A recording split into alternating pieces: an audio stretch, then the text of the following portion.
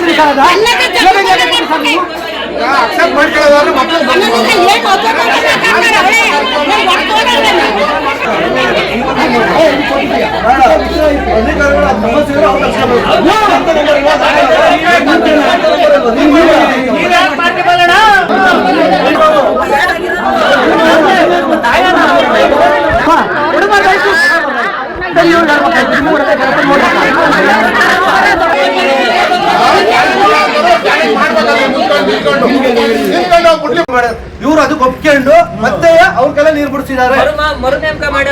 ಇವರು ಪಿಡಿಒ ದೊಡ್ಡ ಪ್ರಾಬ್ಲಮ್ ಇದೆ ನಮಗೆ. ನಮ್ಮ ಡಿ ಕಾಳೇನಹಳ್ಳಿ ಗ್ರಾಮ ಪಂಚಾಯತಿಲಿ ಪಿಡಿಒ ಸರಿ ಇಲ್ಲ. ಹೌದು, ಪಿಡಿಒ ಸರಿ ಇದ್ರೆ ಪಿಡಿಒ ಸರಿ ಇದ್ರೆ ಸರಿ ಆಗೋದು. ಇವರು ರಾಜಕೀಯ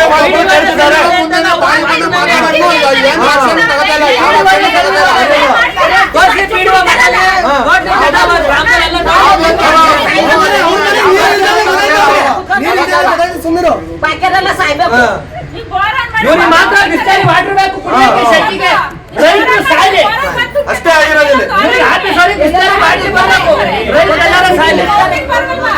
ಈಗ ನೀಟಾಗಿ ಮಾತಾಡ.